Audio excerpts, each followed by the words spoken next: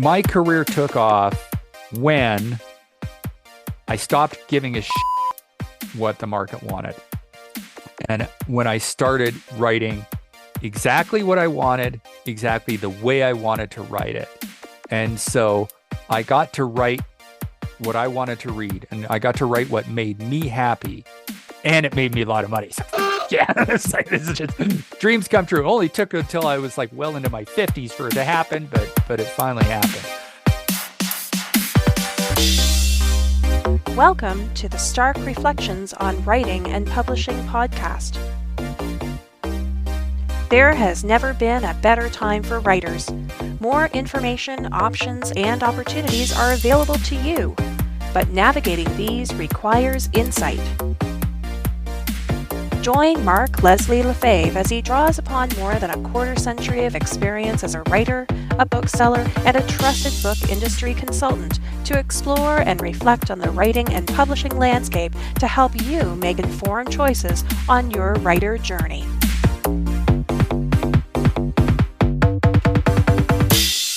Hello, Reflectives, and welcome to episode 338 of the Stark Reflections podcast. This is your host, Mark Leslie Lefebvre.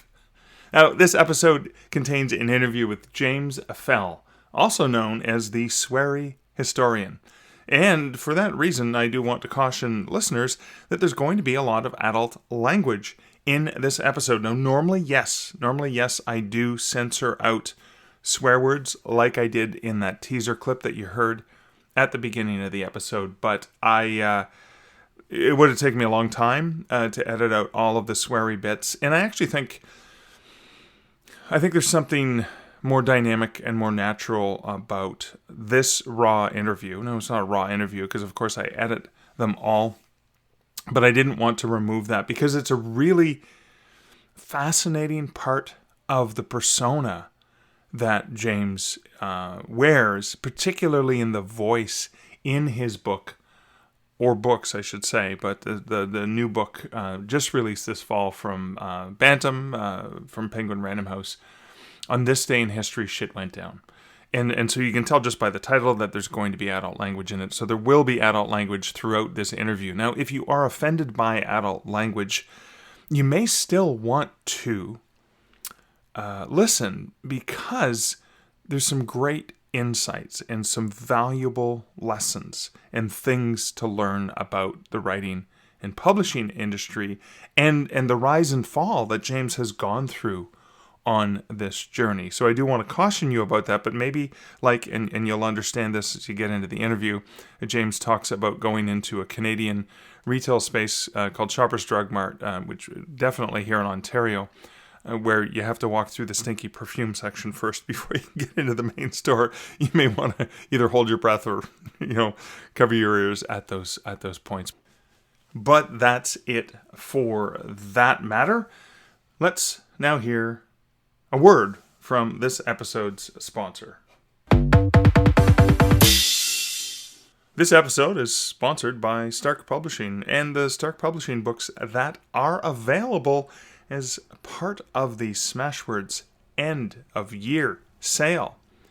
I'll have links in the show notes at starkreflections.ca to my various books for authors that include The 7 P's of Publishing Success, Wide for the Win, An Author's Guide to Working with Bookstores and Libraries, Killing It on Kobo, Accounting for Authors, and Publishing Pitfalls for Authors. They're all 50% off until the end of the year 2023. So they go back to regular price on the Smashwords store, but on the Smashwords store, they're all 50% off. But what I'm also doing for my awesome patrons of this podcast is I'm going to be sending you guys a particular code where you can get any of those books for 99 cents. And that coupon will be good until the end of January 2024. And that's just a special thank you to my awesome patrons who support this podcast over at patreon.com/starkreflections. And there will be a shout out to my patrons shortly because of some comments in the comments section. But I did do a video earlier this week on December 20th, 2023, which was one of my reflective episodes that's specifically for patrons. It's about a 20-minute episode, and it is called Treadmill Reflections, December 2023. And I was doing a meeting on the treadmill, and a Zoom meeting on the treadmill. And when I finished it, I wanted to stay on the treadmill. So I thought, what the heck? Let me give something a little bit extra to my patrons. I was thinking about some stuff. Turn on the recorder. Let's go. And so you get to see me on the treadmill, going off the cuff without a script, as I often do. But then you even get to see in the video, you get to see when the table in front of me drops my cell phone and the weights that were sitting on it. And none of them got my toes, thank goodness. But you get to see that blooper as well, because I just kept rolling.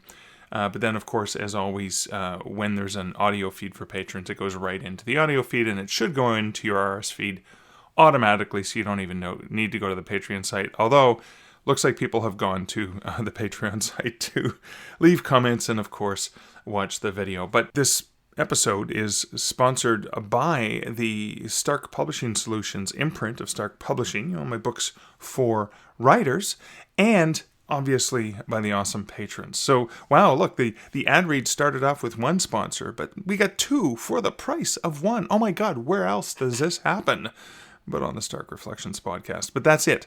If you want to check these out, there'll be links in the show notes to the books that'll be 50% off over at Smashwords until the end of 2023. And of course, links will be posted on Patreon for my patrons to get access to them for 99 cents. Just a special sort of end of year or beginning of year deal, and a thank you to my patrons. And that's it for this episode's ad read. And now for comments from recent episodes. So, over on the Twitter sphere, for episode 337, Collaborative Editing with Erica Steves, at Edwin Downward said, the guest on this week's Stark Reflections is a freelance editor bringing insight into the world of getting our stories professionally edited before we hit publish. The stress on how this needs to be a collaborative effort between two parties is, I think, key. Right you are, Edwin. It is very much a collaborative effort. Every single editor that I've had the privilege of working with has been a collaborative relationship where we are working together to create the best possible manuscript. And like Erica does say in that interview, it's still up to the writer to decide which of the editorial bits of advice they want to take. And I usually take about 90-95% of my editor's suggestions, but I'm pretty bullheaded or stubborn or willful or determined or whatever it is on some of those pieces that I still kind of push forward on in a stubborn way. Also on Twitter, Beth C. Parody, which is at a Mac Descendant, says, I will soon be working with an editor for the first time, so I look forward to listening to this episode. Thank you, Beth. I hope you enjoyed that interview. I should also say I've interviewed other editors on this podcast, and so if you search editor, there should be tags as well, you may be able to find other interviews if you want to get different perspectives from different awesome editors like Erica. So thank you for that comment. And as I mentioned in the ad read, I posted something for my patrons, audio feed and a video. And I got some comments very quickly, almost immediately after posting that. So over on Patreon for that, Johanna Rothman commented on the video and said, the heart that she left in the liking doesn't just mean like for me. It means love. Thank you. And thank you, Johanna, for that as well. And again, I did interview Johanna in a previous episode of the podcast. I'll have a link to that in the show notes. But thank you for listening and for the love, Johanna. It's right back at you. Stanley B. Trice says, I enjoy your reflections, and I think Stanley's referring to me apologizing in that for babbling, as I often do. But he says, I enjoy your reflections. Merry Christmas and Happy New Year. And thank you so much for that, Stanley, for the affirmation as well. And Stanley, Merry Christmas and Happy New Year to you as well. Appreciate having you listening and commenting. And Jared Nelson says, I definitely, and he used all caps for that, appreciate you, Mark. And I know I'm just one of many. And thank you, Jared. I appreciate your reminder that though I don't get a lot of comments, that I know that, for every comment that you guys leave, there's probably dozens of other people who want to leave a comment but then forget. I do it all the time myself. It's life in the big city, I guess. But thanks for that reminder, Jared. And over on the Twitter sphere for that same video, because I had to put it up on video as a private thingy, Nikki Gerlain commented, "Keep going," and with a little laugh. She was laughing because I think she commented on the video just where I stumbled and dropped everything, but I just kept going. And also at the very, very end, I was trying to stop the video, and it took me like an extra minute to figure things out. Old man problems. But over on the Twitter sphere as well, I got some positive comments on other videos I'd left that are sort of related. I did a video on author branding and the work that went into my author branding for the Die Hard book, the book of trivia about Die Hard, and just how much work went into that. And I thought I would share that. And then, of course, for the previous episode with Erica, I had also talked about how I was very frustrated with my computer and the problems that I was having with the computer that were only just solved. And Nikki Gerlain also commented over on YouTube saying, "Oh my gosh, computer troubles are the worst. I hope things get resolved easily." So frustrating. And it was the Lenovo reps. The rep that I talked to at Lenovo was absolutely amazing. Just a wonderful guy. He was really helpful, really supportive. And so I gave him, of course, 5 stars and rave reviews. And I think that's really important for us to remember when we encounter things that go well. Like, we always remember the bad things and the negative things, but when we encounter things that go well, take the time to acknowledge those awesome people. Because we as authors want that too, the people taking the time to leave reviews, right? That's a really important aspect, but we want to live by that. Margaret Pignard also said for that video of me talking about the author branding, again, value for authors there is LOL, nice thumbnail, because it's just a shot where I'm gesturing with my hands, of course. And Michelle Anne commented, "Well done" on that one as well. And what I'm realizing is I'm getting a lot more comments over on YouTube, which is kind of cool. And again, I have more videos on my YouTube channel than just stuff for writers, but I'll try really hard to get back to that, because I think there's another comment from Nikki as well about my interview with Eric LaSalle, because there's the video of that up on my YouTube channel, and she really liked that episode in that interview with Eric. But yeah, you can leave comments for me over at youtube.com/Mark Leslie Lefebvre. Good luck spelling that. You can, that's where episodes are automatically posted in audio, but I also do occasional other bits of content there for writers. And you can also leave comments over at starkreflections.ca for any episode. And I do appreciate the comments that you leave, because the comment just reminds me of the things that you are reflecting on, that you are thinking about as we dig into the various topics. That's it for the comments. And I'm going to just continue to forego too much of a personal update, because I realize we're already about 14 minutes in, and I haven't really gotten, I want to get into the interview, and it is a longer interview, so I want to give more time for the interview, except to say I'm working on this project for the kids, for the youth, and youth meaning 25 and under, because as you get older, kids are people under 30, apparently, called Creatures in the Library. And I'll probably talk about that in a future episode, and why I wanted to do this book specifically as a tribute to my hometown library, because I know bookstores and libraries are just so important. So I'll get into that in a future episode, but I am working on that, and this is an opportunity for me to give money to young writers from my community, and I want them to feel awesome and amazing and encouraged. And I encourage you, dear listener, where there are young people or beginning writers who are just getting started, think about the things that you can do to help to inspire and to encourage them. Because I remember being inspired and being encouraged to write when I was younger. And I know there's going to be an episode with Wolf Moon. I interviewed him not too long ago, and he'll be coming up in the new year talking about his new book that I published, of course, How to Write a Howling Good Story. But I wanted to...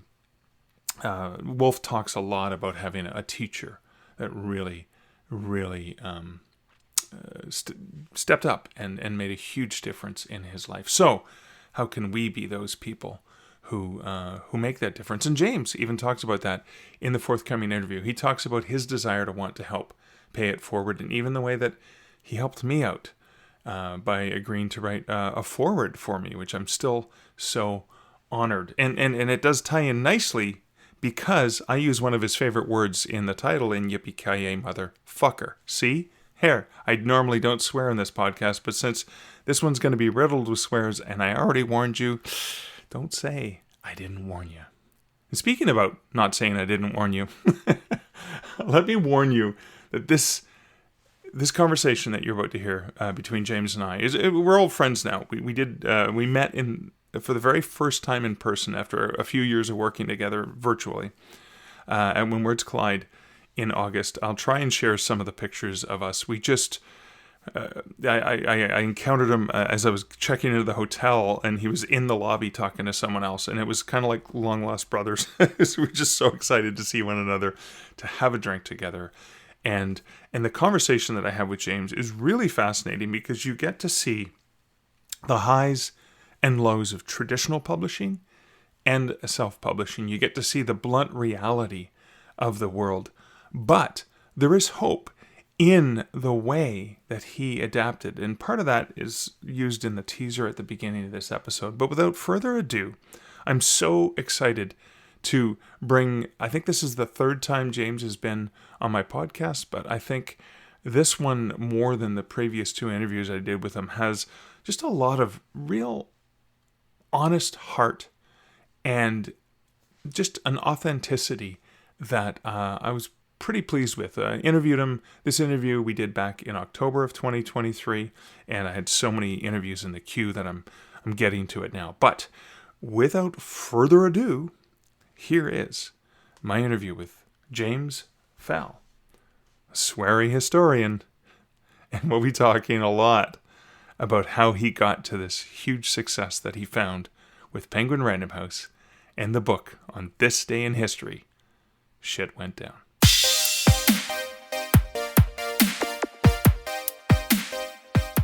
Hey, James, welcome back to the Stark Reflections podcast. Hey, man, it's always fun to hang out with you, Mark.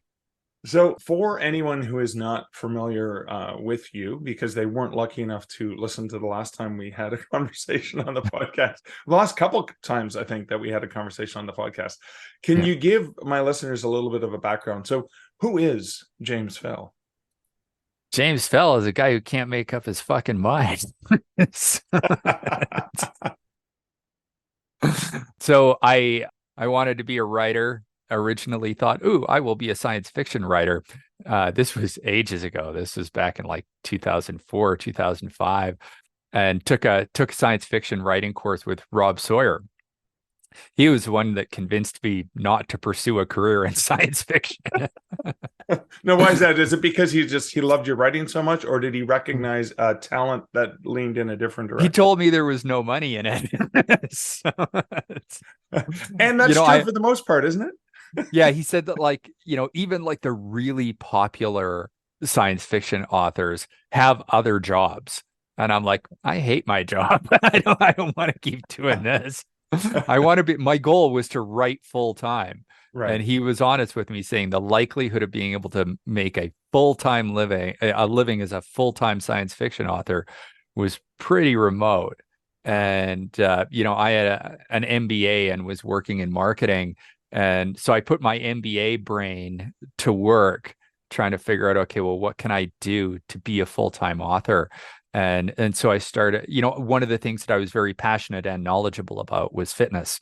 And so it took another, 4 years before I really had the opportunity to launch myself as a fitness author, because there was a job that came up that was an executive director role for a not-for-profit that was 20 hours a week that paid quite well. So I was able to do that 20 hours a week. And then, being ADHD, I wasn't going to be able to write a couple hours here, a couple hours there. It's like I needed a specific time block to really commit myself, to throw myself into this. So I had a part-time job as a writer, writing about fitness, and it took off pretty quick. Within a year, I had a column with the Los Angeles Times, and then it was a couple of years later. Then I also had a column in the Chicago Tribune, and that was getting republished everywhere. And so I became a pretty popular fitness writer. I was doing a ton of freelancing. I had columns everywhere, and in Chatelaine and Ask Men, and I was just cranking stuff out all the time, and making a pretty decent living at it. Like, not as much as if I'd been stayed on the full-time Marketroid MBA track, but for a writer, I was doing very well. And I was conscious of wanting to write books, not just write books, but have books that were traditionally published, that had the potential to take off and make a lot of money. Because, it's the whole service versus product income idea, that freelancing is service income. You write an article and you get paid X amount of dollars for it, and you write more and more articles, you make more and more money, but it's still kind of finite based on that fee and the fee for service model. Whereas a book, if you get lucky, if you're good and lucky, and it just happens to be what people want, it can blow up, and sky's the limit. You put all this effort into one book, and it can either suck and you make, $2 an hour, or it can work out to $2,000 an hour because it blew up so much. Right. And that was I always had these delusions of grandeur that I was going to be the guy that wrote a book, that one of those guys that blew up. And so it was the pie in the sky idea that, but it wasn't just that. It was also wanting to sink my teeth into a big project, something Right. that rather than a bunch of little articles that people would forget about, I wanted something that was real and cohesive, that I could spend a lot of time on and worry over and make it better and better and better, and then hope that it would go. So yeah, I was a fitness writer. I had a fitness book published in 2014, published by Random House Canada. Couldn't sell it in the States because it was too scientific and not full of shit. And then I decided, okay, I want to evolve into what I think is a broader genre where maybe I've got more appeal, which is the general motivational self-help field. And so I wrote a book called The Holy Shit Moment, which was about the science of the life-changing epiphany. You interviewed me for that, I remember. Yeah. That came out in 2019. That was my first US book deal with St. Martin's in 2019. Okay. That was United States and Canada, plus HarperCollins picked it up in the UK. Right. And that was quite a decent advance. I was pretty happy with that. I'd grown my platform. I'd had all this freelancing. I had a pretty big Facebook following at that point, 50, 60,000, I think, when we pitched, followers. I had a blog getting a few million visitors a year. And so they were really interested in the platform and my ability to sell the book. It wasn't, rah, Tony Robbins, you can do it. It was very science-based. And that's why it fucking tanked because but it was like a Malcolm Gladwell-esque book that it reminded me of. It was very much for people who liked some of Malcolm Gladwell's essays, but this was just all one theme, and I loved. And you read the audiobook too, which I listened to. Yeah, I definitely did have Malcolm Gladwell in mind, as a I don't know if inspiration's the right word, but I definitely there was some modeling going on there. I'd read a couple of his books. I wasn't necessarily fans of his books, but I could see that, okay, this guy's really popular. He's tapped into something.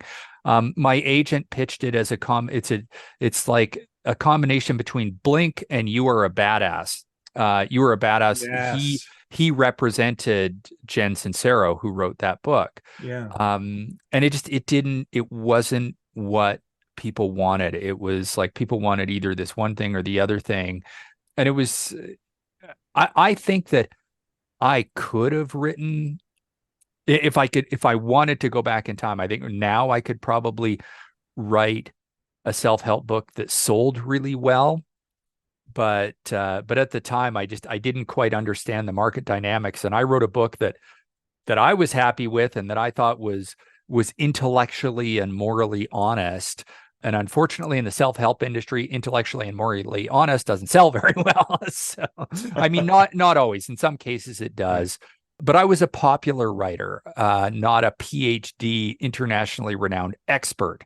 Right. So if I was an internationally renowned expert and then used all my sciencey knowledge and credentials to write a self-help book, those can sell. But I wasn't that guy. And to be a popular writer, generally speaking, you kind of have to be full of shit if you want to be popular in that genre. And like two for two, right? Because that was one of the yeah. reasons why the US didn't pick up your hit fitness book. Yeah. So that was neither of them really took off the way I wanted. And then by 2020, it was I thought, okay, well, I'll pursue a speaking career because my agent said my career was dead, that you're only as good as your last book. They put a fair bit of time and money and effort into this one. It didn't go anywhere. See you when I see you kind of thing. Yeah. And we were talking about other book ideas, and he wasn't too enthusiastic, and neither was I. Like, I didn't want to write another self-help book. I was just crestfallen is the word, and despondent. So I thought, well, I need money. I've done public speaking. I can finally have time to invest in my public speaking career. I started booking gigs, and the idea was I'm good at hustling. I'm good at selling myself, and I knew that given a year or so, I could be making a good. There's good money in public speaking. I had the knowledge. I had a book out. Nobody, it didn't matter that it didn't sell that well, but I had the makings of a well-paid public speaker. But then fucking COVID hit. So how do you start a speaking career just as COVID's beginning? And the answer is you do not. Yeah. Wow. And out of that sense of desperation, the Sweary Historian was born. Wow. But you had a background in history too, so you were returning to a passion, right? Yeah. So I'd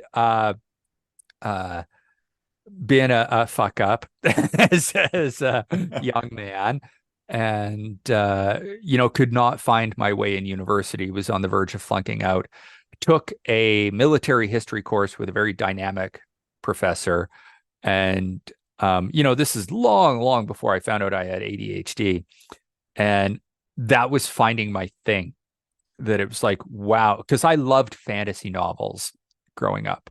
I loved great storytelling, and history is like, well, basically fantasy novels without the swords. We're with the swords, but without the sorcery. And it was like, this is actually a legitimate education that I can get that is really in line with something that I already love.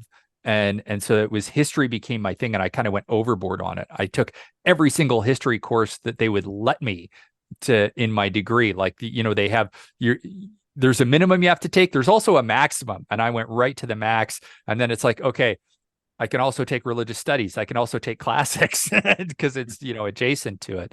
Right. And then I also got a master's degree, which was not easy to get into. It was way easier to get into an MBA program than it was to get a master's. But I had decided, oh, I want to be a history professor. This is my thing. I'm going to get a PhD. I'm going to become a professor. But then, the stark cold reality of life of an academic sort of smacked me in the face, which was after my master's in history. My wife was in the middle of a family medicine residency, and I would have had to go away to a different university to do my PhD. And then it's like, so I would be away from her, and that wasn't really an option for me. And there's also the nomadic lifestyle of bopping from university to university, trying to find a tenure track position, asking her to uproot a family practice. So basically, I gave it up for love. Was the after the master's in history, I thought, okay, well, now I need to get a fucking job. And so I cranked my way through an MBA and I liked writing. So marketing was sort of the obvious. Marketing's still storytelling, right? Just maybe a bit less ethically. And so I became a marketing guy, but I never lost my love of writing. And when I decided to become a fitness writer, the idea of becoming a history writer didn't register at all. Like it was just, no, I need something that is a practical sort of route. There was lots of other history or lots of other fitness writers out there. And so I'm better than those guys. And so I wrote the fitness content that I wanted to read.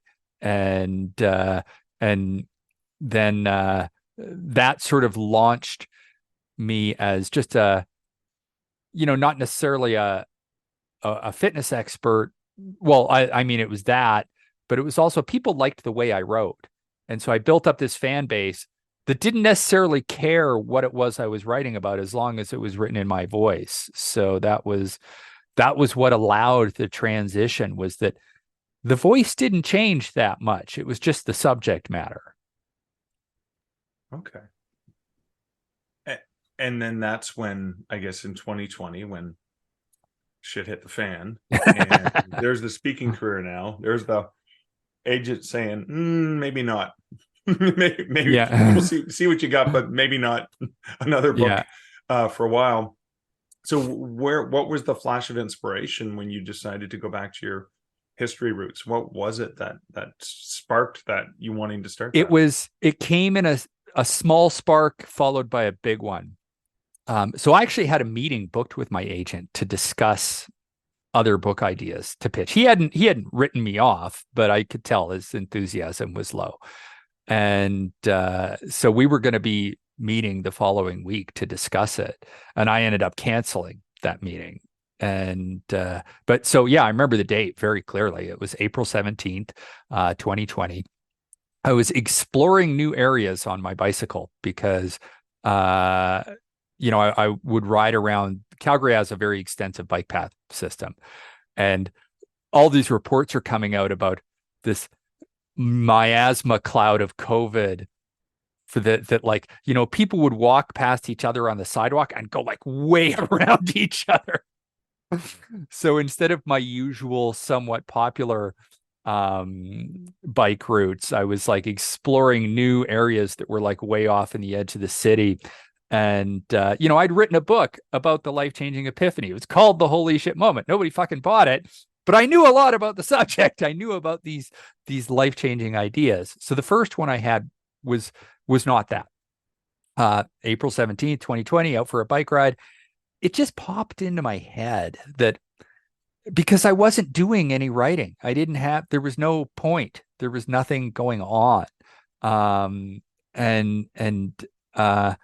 I just said, well, I could do an on this day in history thing. And I'd been doing more and more sort of swearing in my writing. On my blog, I swore a lot.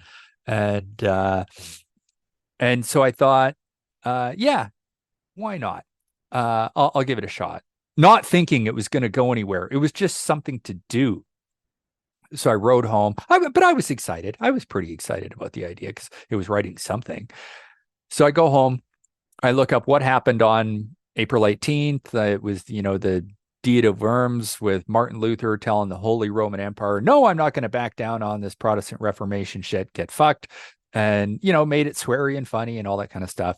And so the next day I posted it to Facebook, which that was really the only asset I had in my career at that point, was 80,000 pretty dedicated followers on Facebook. And that was it. Wow, 80,000. So that had been building over years, right? 9 years to build that to 80,000. And so I posted it, and it was moderately popular. It did okay. And then I looked up another one for April 19th because literally I had nothing else to do. I had no income. I had no prospects. If I didn't have a well-paid spouse, I'd be fucked.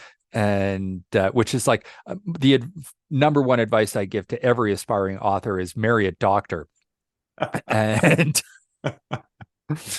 And so I looked one up, and there was a story for April 19th that was the day that Mae West, famous actress, was sentenced to 10 days in jail for corrupting the morals of youth with her first ever Broadway play that was titled Sex, which she didn't only star in, but she wrote, directed, and produced it.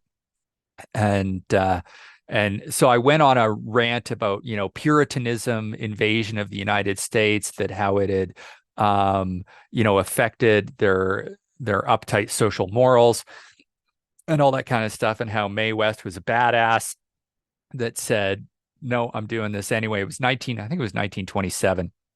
And they said, well, you can just pay a fine. And she said, fuck you, put me in jail, just as a way to make a statement about how all the levels of bullshit that it was. And then as soon as she got out of jail, her next play was about homosexuality, because she was like, I am not backing down.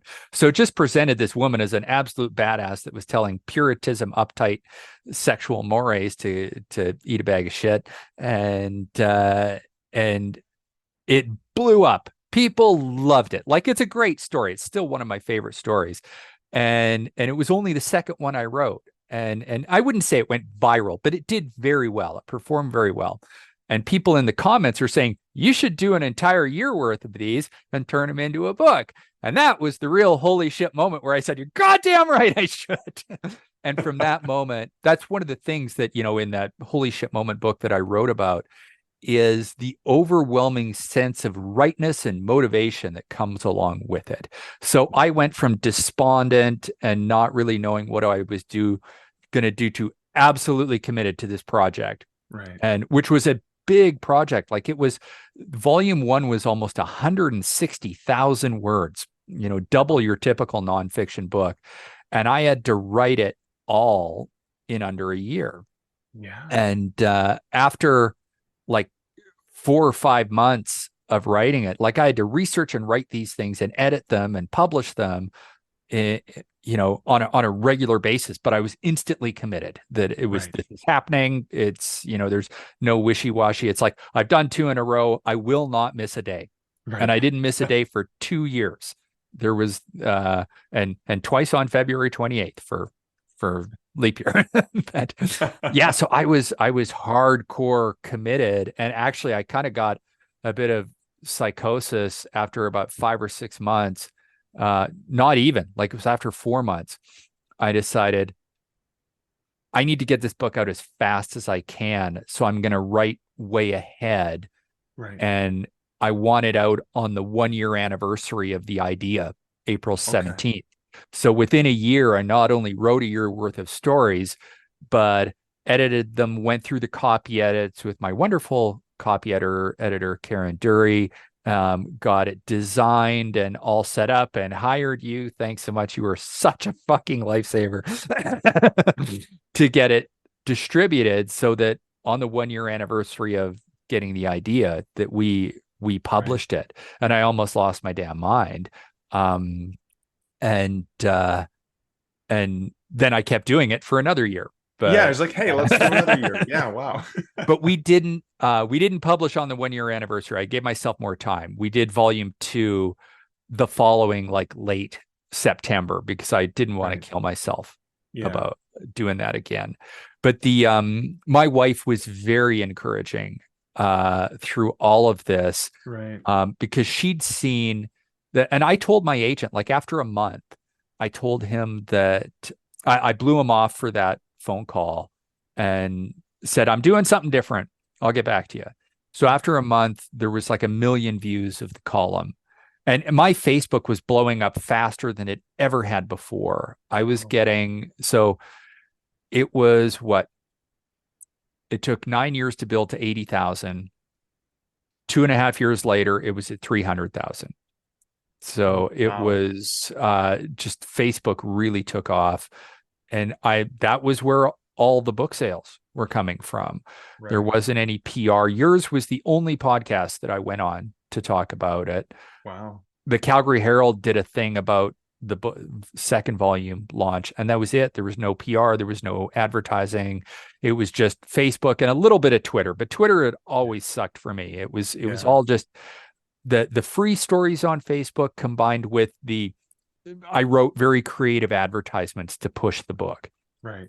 Yeah, because And had the article, which was the full article. That's like yeah, unabridged. Here's the full article. it was You all, gave it away to and I everyone. gave both volumes, every single story was given away for free. But you had a really great sort of tagline that you ended most of those posts with a call to action. Yeah.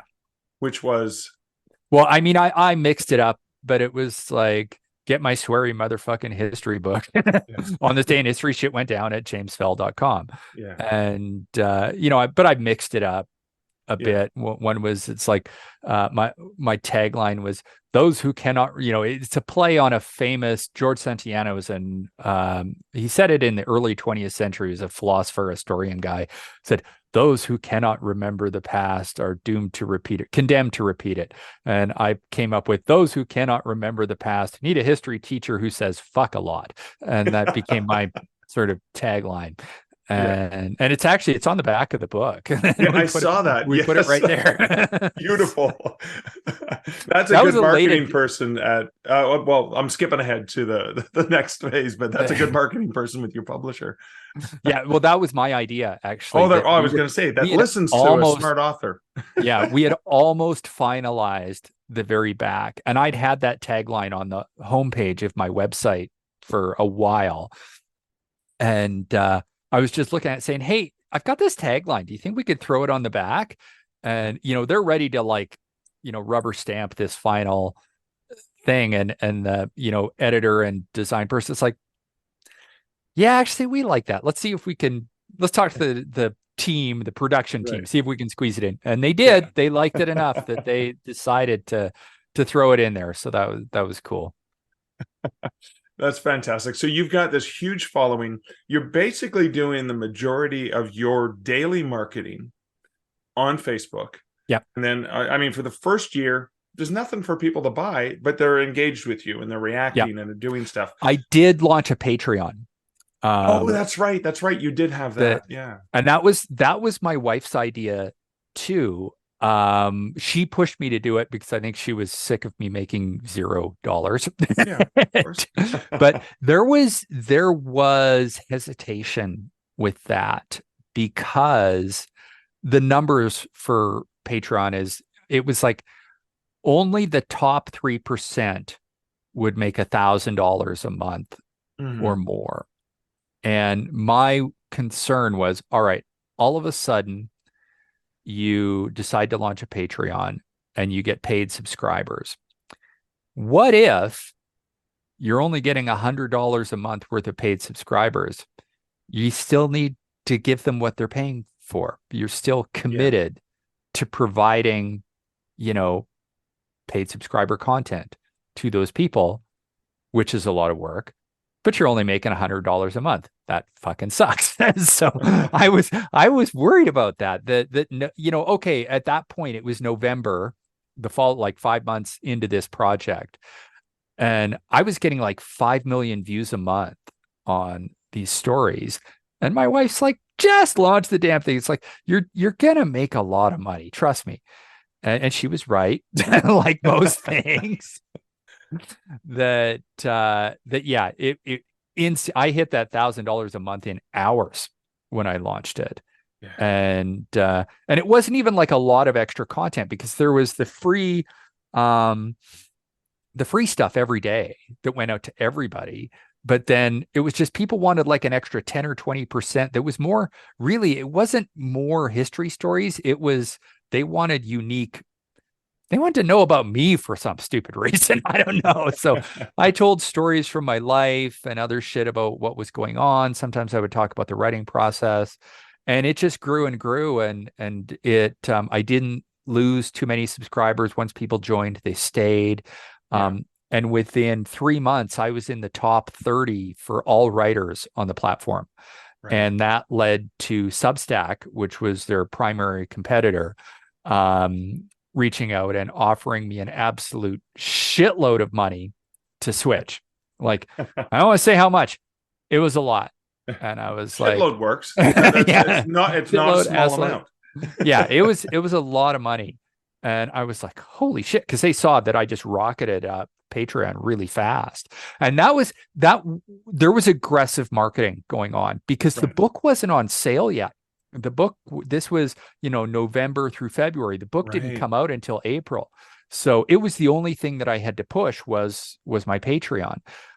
So it rocketed. So we're talking about me losing my mind about trying to get that book out on the 1 year anniversary of the idea. I was also growing the shit out of Patreon. Plus, Substack is now like, well, now you need to move. So, it was like 5 days before the book was published was when I did the transition to Substack, which was not easy. Like I was, there was a reason why I gained the COVID-19 and then some in terms of, gaining weight. And it wasn't just all the stress and anxiety of what was going on in the world. I was too busy to work out. And Yeah. I wasn't cooking very well either. But yeah, so all of that shit was going on at the same time. And I like Substack better. Substack is definitely a more writer friendly platform. Yeah. Patreon, I think, is a little more geared toward podcasts and video and stuff like that. And the thing I like about Substack was just that it's really geared toward sending out the daily email and building up a free email subscription base. Yeah. And then you have that you can convert them into paid subscribers. Right. Yeah. And so I was thinking, looking at how well that had all worked out, that this is where the real money is the paid subscription. And thinking, yeah, I'm going to get this book out, but I thought it would sell okay. I knew it was going to be profitable. I thought it would make some money. And then the book took right the fuck off, way beyond my expectations, thinking, okay, Substack is still good, but book sales are better. So I kept up with the Substack Right. for sure, because that was definitely, very good income there. But the book sales were just nuts. And so I just really threw myself into not just, writing the stories and, working on volume 2, but promoting the shit out of volume 1. Right. And then it was those sales that led to the big deal with Bantam. Well, I still remember, I mean, your book sales were pretty solid right out of the gate. Yeah. But I remember having a conversation with you and saying, yeah, let's go through a Christmas. You haven't seen numbers until you go through a Christmas. Yeah. And then because again, like usually launch, they're huge, and then you're still getting sales. Yeah, And then summer was weak for sure. Yeah, another ramp as we got into that, because it's such a great gift book too, right? Yeah. We sold, I think with the initial launch, I think we had about 6,500 copies pre-sold. Yeah. And it was a short pre-sale, like, because we were Didn't have a lot of time, scrambling until the last minute to get the files done. Like Scrambling the pre-sale was on what, publication day too, if we remember. Yeah. Like it was what I think our pre-sale was less than a month. Like it was about 4 weeks, I think. It was pretty tight. Yeah. And we sold like 6,500 copies, I think, by on sale date. And you're talking print books, not ebooks. So anyone listening to this, yeah, ebooks is usually what independent authors do well with, but yeah, this was print. This was physical copy. 90% has been the consistent number. And I think it's the nature of the book. It's not fiction. Like I'm, you see the stack of history books behind me. Nonfiction, I buy print. Novels, I read on my Kobo. Yeah. And, I still have some novels from days of yore, favorites that I've hung on to. But, I like to read in bed, and there's nothing like, reading your glow in the dark Kobo and having it fall asleep. And then you fall asleep, your book falls asleep. But yeah, for nonfiction specifically, I do like print books, mostly like all those books you see beside me have been highlighted to shit with notes in the margins and stuff like that, because I'm using them for writing my next book. Yeah.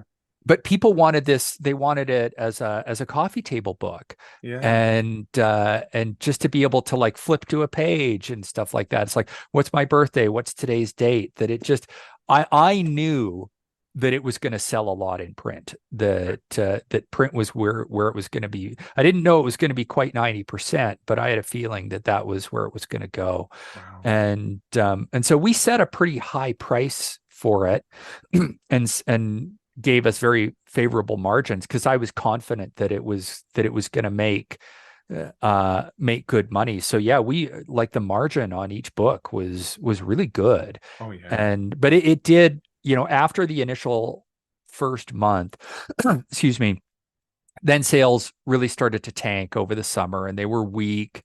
And then, but come November, like by October, we'd still only sold like another 1,500 copies. But then in November, I started to push it as a gift. Yeah. And November, December were huge. Yeah. And then even into January, it was still doing okay. Yeah. And then it sort of went down again. And then volume 2 came out late September. Yeah. And then the second Christmas, we'd come up with the new cover design, which I think people liked better. And then the second Christmas was even bigger. I think volume 1 in December, its second December on sale, volume 1 sold 10,000 copies in that month alone. Wow. And that was after we got the book deal, and which I didn't tell that's anybody. right. 'Cause, yeah, in the meantime, you maintained the relationship with your agent, and that kind of worked out nicely. Yeah, that was so he told me when I told him about that I was doing this thing, the words that he used were, that was a brilliant pivot. He said, this is perfect for you. He thought it was what I should be doing.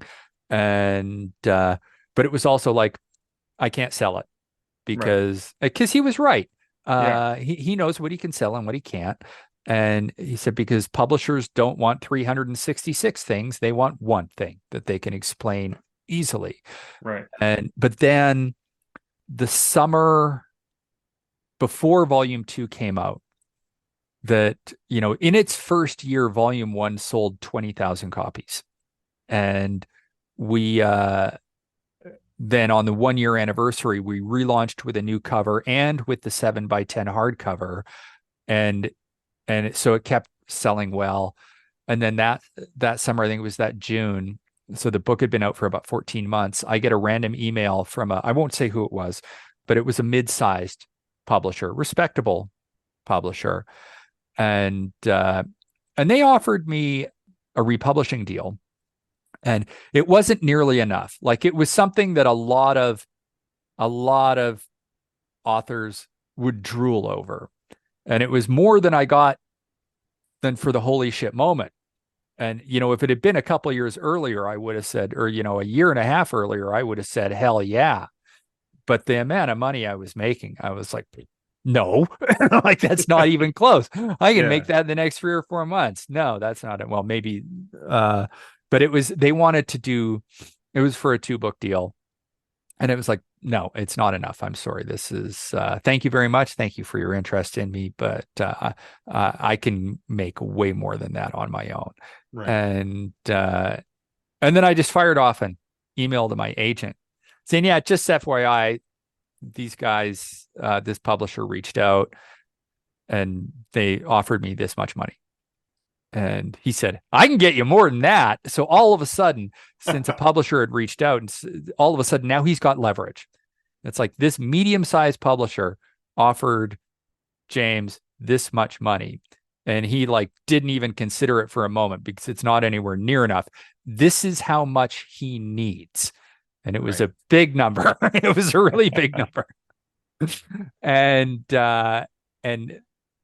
we, he selected 10 editors, saying, we want to send you a physical package. 8 of them said, send it. And what we did was we gave them, the big hardcovers well, I think this is, hang on. Here we go. Well, this is volume 2. This is one of my damaged copies. It was just sitting there. And volume 1 I have here. So yeah, this is the big case bound hardcover. Yeah. We sent them both of them Plus, he said, don't write a proposal, write it more like a biography and keep it kind of short. Because I'd written long proposals before that were painful to write. And I said, okay, but I'm going to write it my way. Because I'd been through proposal writing with this agent before, Right. and said, I want them to really see, because he's always saying, your writing can be cheeky and audacious and stuff, but a proposal's supposed to be more professional. And I'm Yeah. like, fuck this. They need to see who I am. So I wrote the proposal the same way I wrote the book. Right. It was just a description of what had happened in the last, what was it? Couple of years was, Yeah. 2.5 years that, briefly got into my history as a writer, but it was really like it was me telling my story of becoming the Sweary Historian and getting into the book sales numbers. It talked about how I'd marketed the book. I had screen caps from Facebook of ads that I had written specifically to sell the book that showed like number of likes, number of comments, number of shares, and the reach and all that kind of stuff. And I showed them the sales numbers, and then and I sent it to my agent, and his only feedback was include a page at the end that recaps all the numbers, because that's one of the things they're really going to like. So I recapped all the sales numbers and the reach and that kind of stuff. And I talked about Patreon and Substack. And so I just recapped that. That was the only thing he wanted. It was just to recap that one thing and all the numbers, so that at the very end, it's like they could see it again. It's like, this guy's book fucking sells. and so, yeah, we ended up having 3 meetings, and the publisher editor that I wanted to win won. They came in with a preempt, and it was more than my minimum. And so we had a deal. So that was, and now the new one's out. Yeah, and so that you went through that whole process, and then I think you also got signed an editor with this publisher, and then they did some really beautiful things to the new, like the books were gorgeous to begin with, but then did some additional stuff. Oh and yeah, work with you, right? it's been significantly reworked. But actually, there was a massive bonus associated with the deal that I should mention, because this all happened in early November of last year. Yeah. And my agent said, be prepared to pull those books any day. Oh like yeah, they lose your income that you were getting paid. Yeah, and I every was month, like, oh, but we're right? just Yeah. going into Christmas. And it's like, you just got a massive deal. Quit your bitching, basically. Like it was, I did the deal knowing that was very likely. And I was hoping maybe they'd let me sell through Christmas, but I was not counting on it. And then I found out they didn't only want me to keep selling, they wanted me to sell aggressively for the next 5-6 months, because for a couple of reasons. One was Amazon algorithm, like keep it high, get more reviews, because we kept all the reviews from the original. There was volume. a transfer, and you have thousands of reviews on there, don't you? Yeah, over like 2,100 or something. Wow. So they wanted it to stay high ranking on Amazon. They wanted to keep the reviews coming in. And it's also the word of mouth aspect of that. If I sold a whole bunch more books, that it was going to be a year almost until the new volume was out. So if I sold a whole bunch more books in the next 5 or 6 months, then there was still going to be a 6-month gap where people are like, I got to get this fucking book. I can't find this book. How do I get it? Right. And over those 6 months, I sold another, I don't know, like I sold another 20,000 copies from the time because I remember there was 32,000 copies sold in 18 months was what went into the proposal. Right. And then in the final 6 months of it being on sale, self-published was another 20,000 copies we sold. Yeah. And, word of mouth helps sell books a lot. And those extra 20,000 copies are people that have this book that could tell other people, saying, you got to get this book. that Yeah. is now coming to fruition. So it was all part of, it was very, I mean, I thought it was very generous on their part to let them keep making shit tons of money selling this book Right. while also giving me shit tons and tons of money to republish the book. So it was so, like, you go from reasonably well-paid author to making fucking nothing to all of a sudden, holy crap. It was Yeah. just, it's what authors dream of. Not only that, but it was my career took off when I stopped giving a shit what the market wanted. Right. And when I started writing exactly what I wanted, exactly the way I wanted to write it. And so I got to write what I wanted to read, and I got to write what made me happy, and it made me a lot of money. So it's like, fuck yeah. It's like, this is just dreams come true. It only took until I was like well into my 50s for it to happen, but it finally happened. Wow. And but yeah, to your point, the editing process was not easy. Like it was my editor put me through the ringer. Which is great. I mean, that's what you want them to do. I wanted the Yeah. book to be improved. And I remember she said in the interview, she said, the voice is a triumph. I'll always remember those words because Wow. you've got this major publishing, senior editor at a major publishing house in New York saying that about your writing. You're like, shucks, it just makes you feel so good. But then, yeah, the voice is a triumph, but I'm still going to do my job. And so she just ripped the shit out of it. And so it's just so much better. And not just because of that. The copy editor was fantastic too. Because I broke a lot of grammatical rules, stream of consciousness, Sweary portmanteaus, and all of that kind of stuff. And he was great in terms of the whole team's been really good. Right. And then I'm not sure that there's a single typo or unintentional grammatical error in this book. It went through so many checks to make sure that everything was right. But not only that, they went with a unique design, because the original, just here's my volume 2 is just like, it's a story per page like that. And the volume 1 only had 13 photos. Yeah. And what we did was anytime I included a photo, it was, a full page photo, like opposite the story. But what they did with the new one, at first they said, we'd like to do it in a column format, a 2-column format.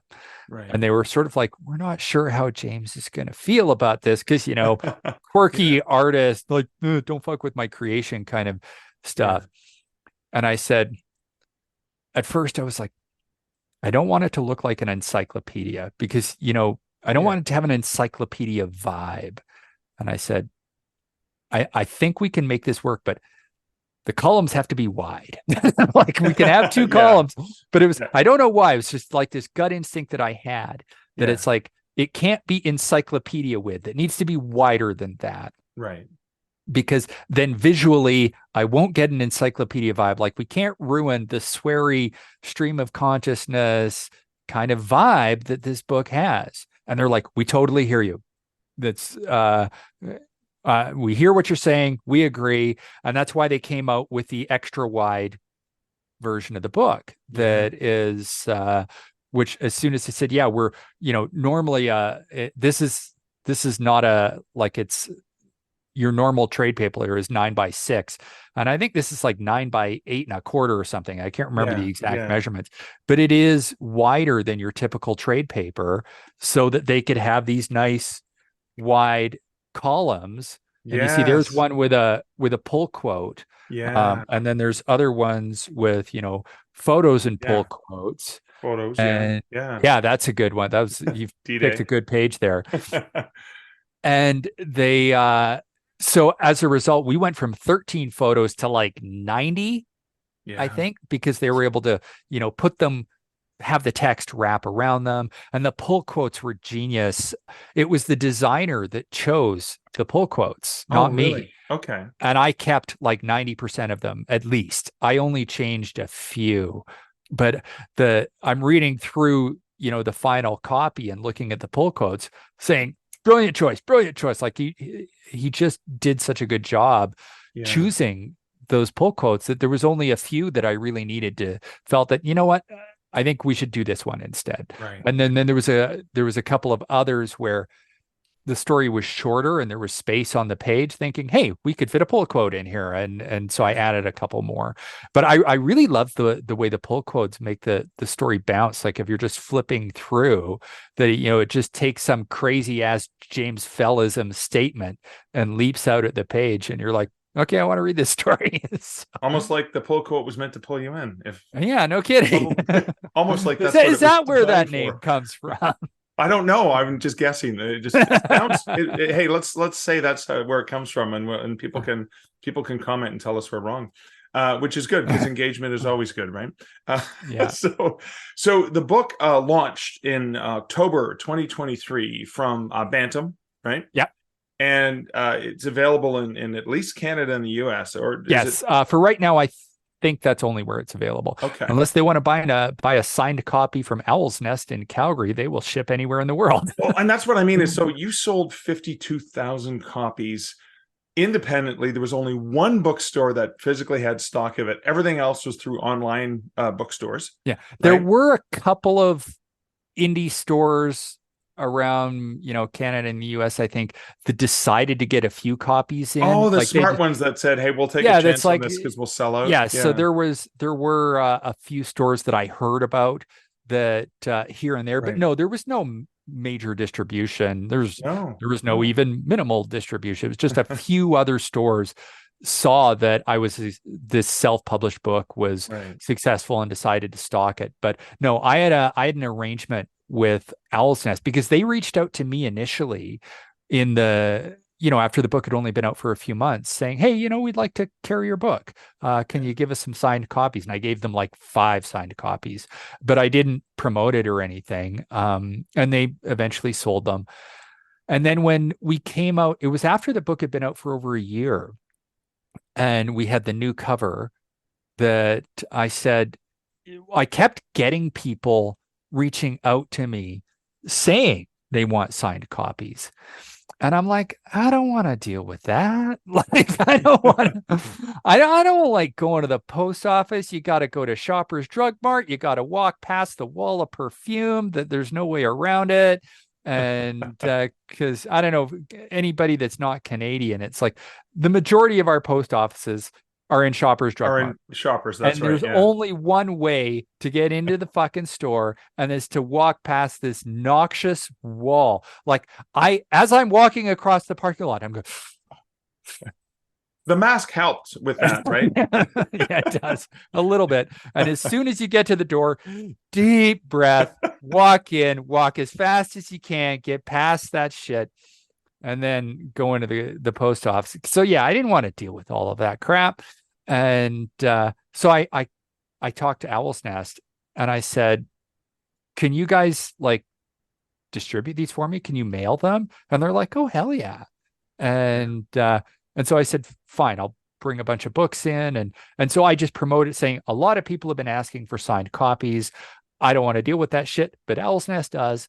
And we worked out very favorable terms that over the the ensuing year and 3/4, I guess, that I was selling signed copies through them. We sold somewhere in the neighborhood of about 2,000 books through this one store.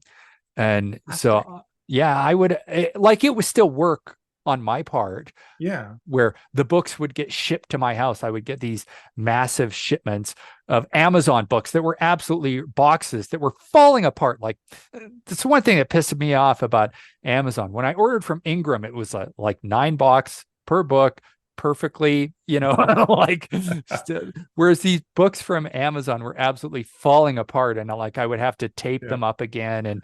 And I would just, sit on the couch watching TV, drinking beer, signing book after book. Like, it takes a while to sign 2,000 copies, but I get a few hundred at a time. Yeah. And Owl's Nest lives at the other end of the city from me. And so, I Yeah. had my minivan, so I would bring them in, sign them all, repackage them, and then drive down to Owl's Nest, bringing 300 or 400 copies at a time.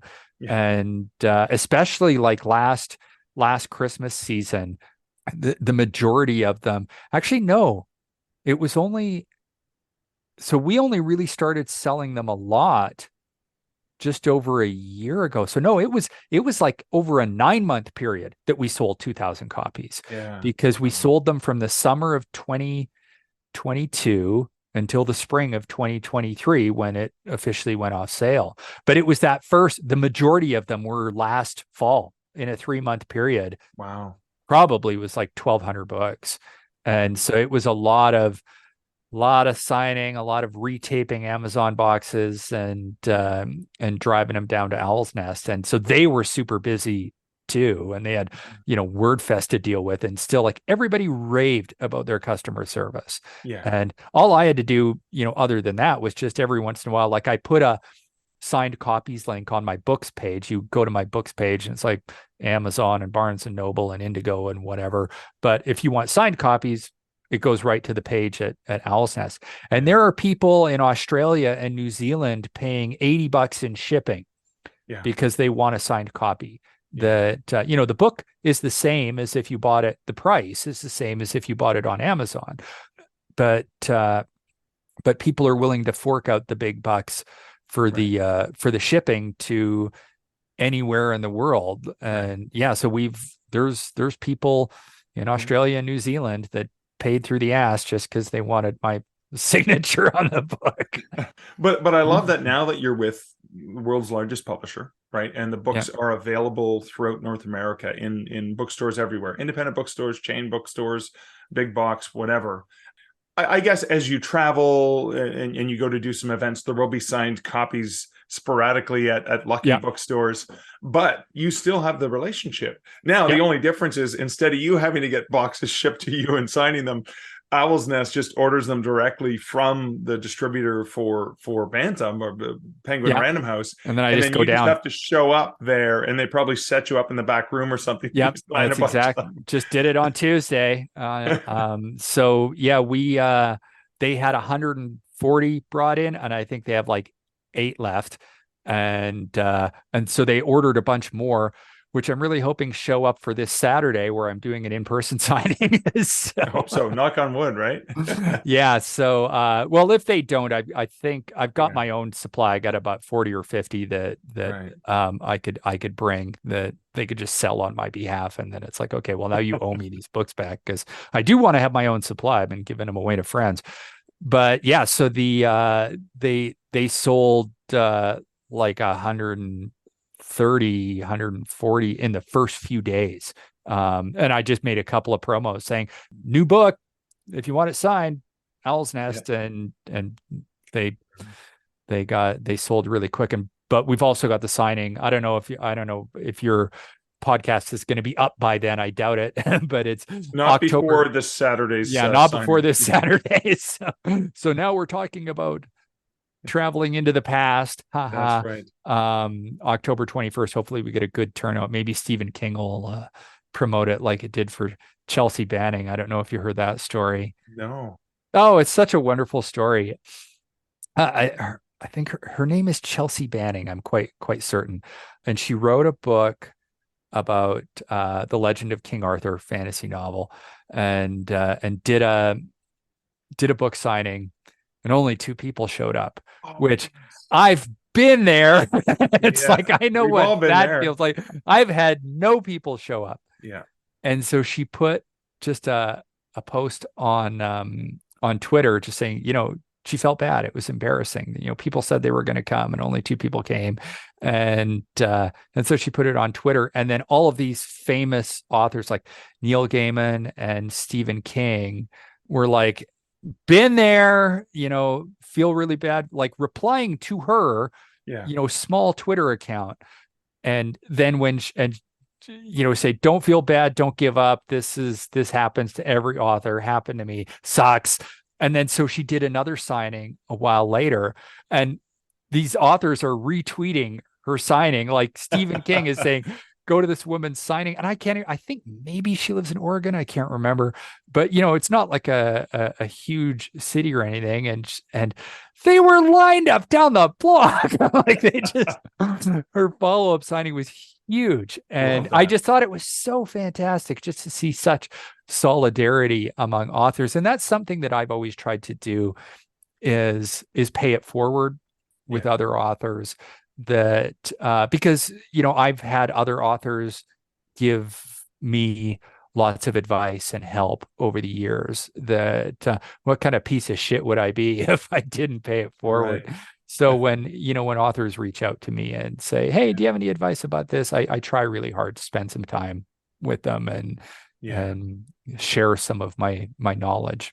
And you were kind enough to write the forward to Yippee-ki-yay, motherfucker. You have done so much for me, Mark. I think our relationship is still unbalanced, where I've been the more favorable recipient in terms of doing shit for me.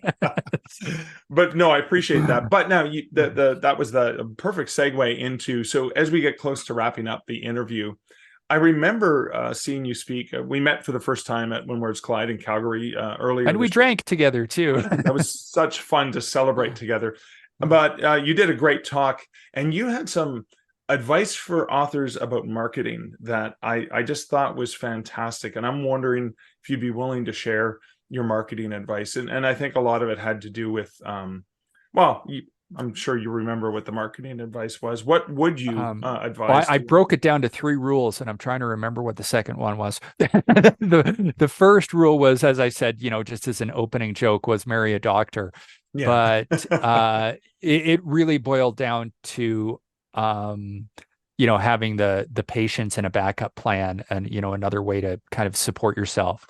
Right. That it took a long time for me to really get the financial success that I wanted. That and having a very supportive and well-paid spouse was something that really helped with that. Yeah. There doesn't mean you have to be married or whatever, but you're gonna need another source of income, because the likelihood of financial success is low. I won't say non-existent or astronomical, but it is low, and it can take a very long time in order to achieve, financial stability as an author. So you need some other source of income, whether it's another person, or if it's another job or something like that. Or maybe they're tied together, like you do writing that makes money, that finances your writing that is your passion project. Right. So that was sort of the number one rule. The second rule, I can't quite remember, if I should look it up, but it had to do with being willing to write about things that could generate money. That, for me, I told the story about how I'd wanted to be a science fiction writer, and I would have sucked at it. I would have been terrible. But I chose fitness. Fitness writing was it was something I was passionate about, but it wasn't, my overarching desire. It wasn't something that was all consuming, but there was money in it. I could see that there were a lot of freelancing opportunities, and that there were also, paid speaking opportunities. There was consulting opportunities. And I think it was Rob Sawyer that said, we keep bringing him up. I wonder how much his ears are burning. I think he's in China right now. So we're burning about 16 hours ahead of us. Yeah. Yeah. Yeah. He's there for Worldcon. He said, don't necessarily write what you know, write what you can learn about. I'm pretty sure that's a Rob Sawyer quote.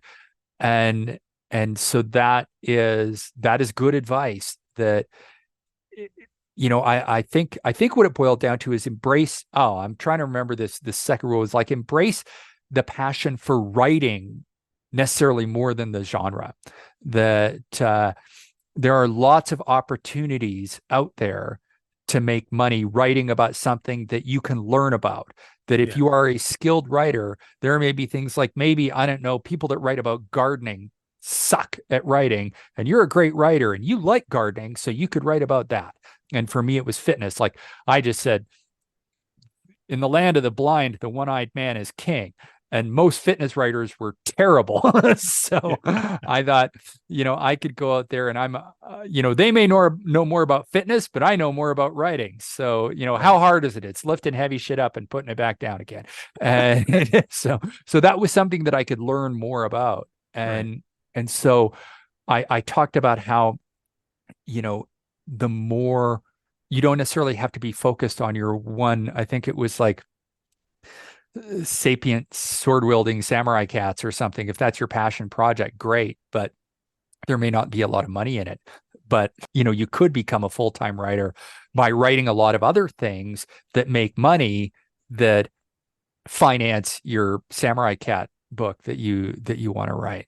And then the cool thing about that is that you could potentially build up such a following with all this other writing that people buy your samurai cat book.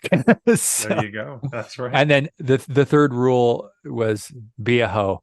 You must relentlessly flog your work. And that involved people have to be able to find you. Right. And social media in its wide varieties is the way. Facebook is struggling right now. Reach has really tanked in the last 6 months. Yeah. And even for me, like I've noticed that my reach has really been suffering. And that's not anything I'm doing. I'm seeing it across the board.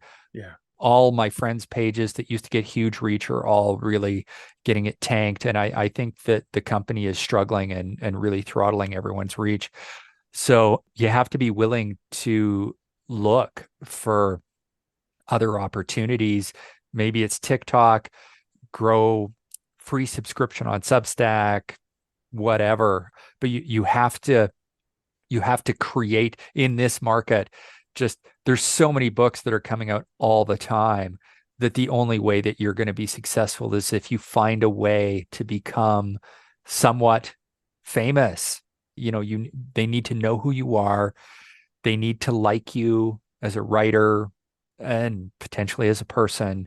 You have to give them a bit of your personality. You don't need to share too much, but you need to create a name that people recognize and then relentlessly hammer at them again and again and again and again, buy my fucking book.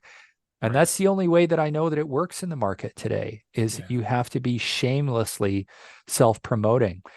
But the one thing I would add to that is that you have to be creative in the way that you sell your books, that you pull them in with like an advertisement should be exciting and well written, that it should be something that it's not just, hey, I'd really like it if you bought my book. Boom! Wants that. It looks desperate and they're not going to do it. You have to write an ad that pulls them in and showcases your talent and makes them laugh and cry and feel feelings and then says, buy my fucking book. And that is what's worked for me. And I think that you have to make people feel something, even though it's a sales pitch. And if they do that, then I'll say that's what worked for me. Yeah. Awesome. James, thank you so much for the conversation and the great advice. Can you please let my listeners know where they can find you online and where they can find On This Day in History Shit Went Down? So jamesfell.com, go to my website, click the books icon, and there's lots of sales links there, as well as that link at the very bottom for Owl's Nest books if they would like a signed copy. Or cross and pretty much most bookstores in North America, I think, are carrying it. So walk into your favorite bookstore and hopefully it's on the shelf, and it's not, ask them why not. Or you get it at the library. Libraries have it too. Big fan of libraries. Awesome. Thanks again, James. Oh, thank you, Mark. That was a lot of fun. So much to unpack from this interview, and it is a little bit of a longer interview, but I think it's really valuable. It's really important. So many of the things that we got into, and these are just some of the things that I'm thinking about after re-listening to the interview, is James gave away both of his books entirely, every single word that went into both of those books entirely for free via daily posts on Facebook. That's pretty much it. He talks about ads. He wasn't running Facebook ads. He wasn't running Facebook ads. He was sharing those posts and calling them ads. And I'll get into that in just a bit again. But this highlights to me the importance of consistency. And you hear this when you talk to the gurus who help us with our author newsletters and stuff like that, is what's really important, I mean, in the way that we publish or in that regular email newsletter communication, is a consistent pattern of sending it out on a regular basis. Of doing that on social media. It's one of the ways to feed the algorithms. On YouTube, for example, one of the ways to build an audience on YouTube is to create regular, consistent posts, even if they're shorter posts. And there's lots of stuff about the various algorithms on platforms like TikTok, etc. Now, I've been experimenting with that, and that's going to kind of lends to the next point from James, where he talks about you have to shamelessly self-promote. But you're shamelessly self-promoting with a caveat that you're not just self-promoting, but you're creating entertainment and pulling people in. So let's go back to that content that James is pushing out there. So he gave his books away through daily snippets. And at the end of every snippet said, like, here's the full snippet about Mae West or any of those days in history.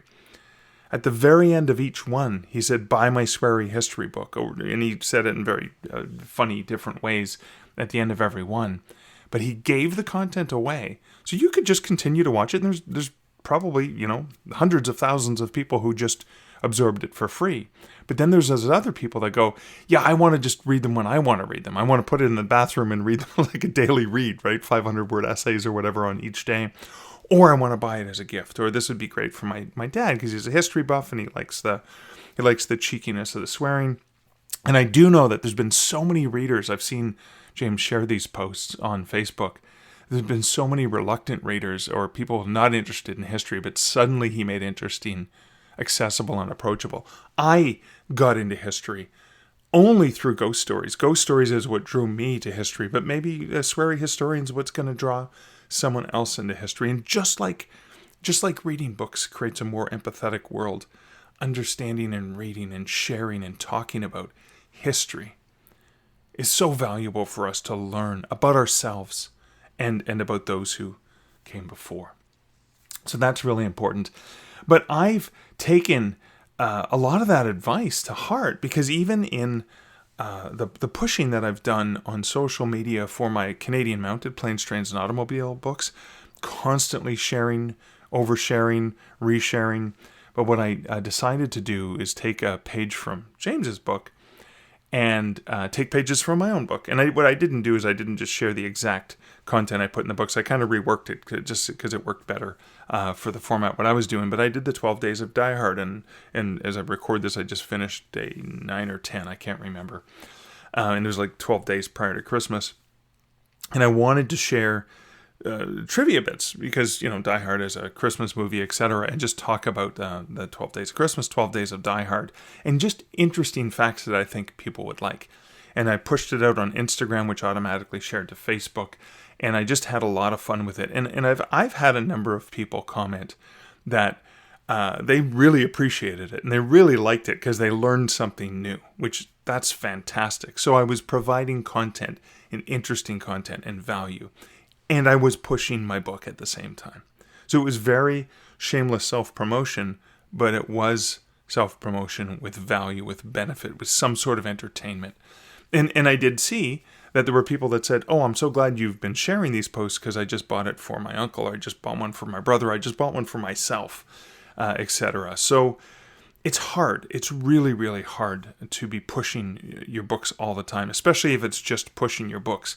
But if you can find a way to do it in a storytelling, marketing way, in bringing value and bringing entertainment with that sort of end call to action, that's kind of how James did what he did. And I'm trying to learn from that, just like I'm always trying to learn from all of my awesome guests and from your reflections that you guys share. So do let me know in the comments or on the various ways I said you can share your reflections with me, what you thought about this episode, about some of the things that you heard in this conversation. But that is it for this episode. Until next week and until next episode, this is Mark Leslie Lefebvre wishing you great writing and good Stark Reflections. Thank you for listening to the Stark Reflections podcast. You can find show notes for each episode at starkreflections.ca.